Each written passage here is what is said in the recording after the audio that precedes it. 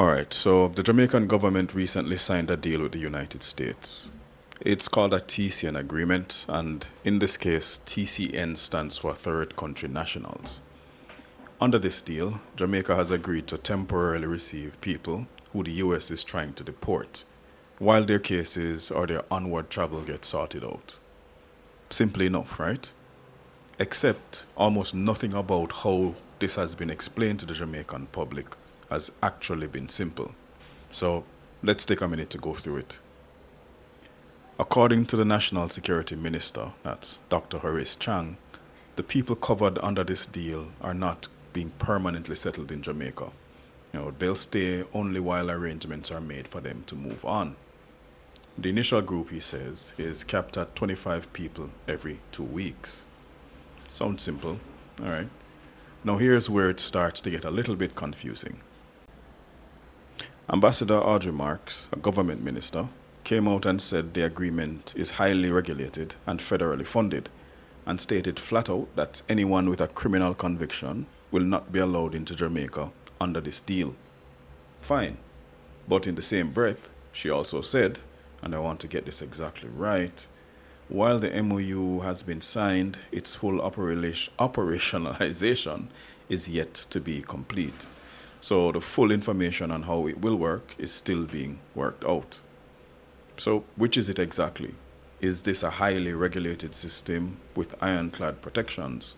Or is it a plan where the actual details are still being figured out? Those are different things if you listen to it carefully, and the government is saying both at the same time. Now, this isn't just me being skeptical, by the way. Dr. Lloyd Barnett, a constitutional law expert in Jamaica, has publicly laid out 5 specific questions he says that the government needs to answer.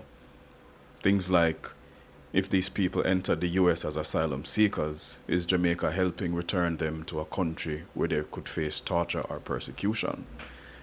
Why does the transit need to happen through Jamaica at all, when the United States has far greater resources and better air travel infrastructure to handle this directly? And what happens if the final destination country refuses to take these people back? From the reporting that I've seen, those questions are still sitting there unanswered. So it gets even messier. Opposition Senator Lambert Brown stood up in the Jamaica Senate recently and said, I think he was citing US Secretary of State Marco Rubio, that this deal is a way for the United States to send, quote, despicable PDF files and dangerous people to Jamaica. The Senate president immediately pushed back, asking whether that was actually the opposition's official position. So now you have a sitting senator publicly characterizing the deal one way, citing the United States' own Secretary of State, and the government official's line is that no one with criminal convictions will be let in at all. Somebody's telling the public the wrong thing here. Maybe both are technically true in different ways, but that's exactly the problem. The public has no way of knowing which, because the actual memorandum of understanding has not been made public or tabled in Parliament. And that's not a small detail. That's the entire document this whole conversation is about, and the people it affects most have not been allowed to read it. This is why some protesters gathered in Crossroads recently, specifically over this agreement. The organizers described it as part of a broader crisis of confidence and crisis of trust in the government. A former senior police superintendent even raised a separate concern that people brought in under this kind of program could become recruitment targets for local gangs if it isn't managed properly.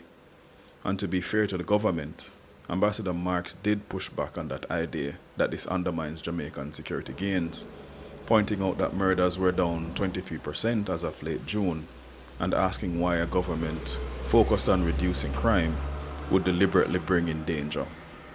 That's a fair point on its own, but it really doesn't answer Dr. Barnett's 5 questions.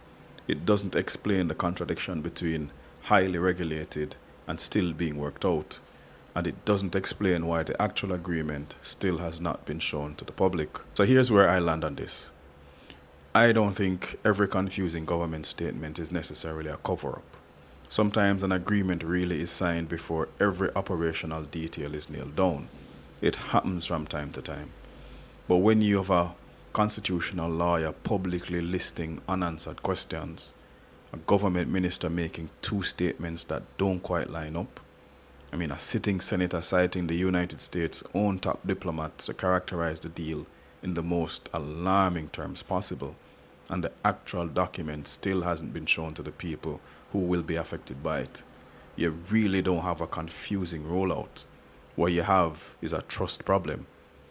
And trust problems don't get fixed by press statements, they get fixed by people showing the actual paper. I mean, those are my thoughts on the whole thing. I'd like to hear from you on this one. If you're in Jamaica, does this feel like normal bureaucratic messiness to you or something more than that? Let me know. I mean, that's what I'm seeing from here. I'll catch you on the next one.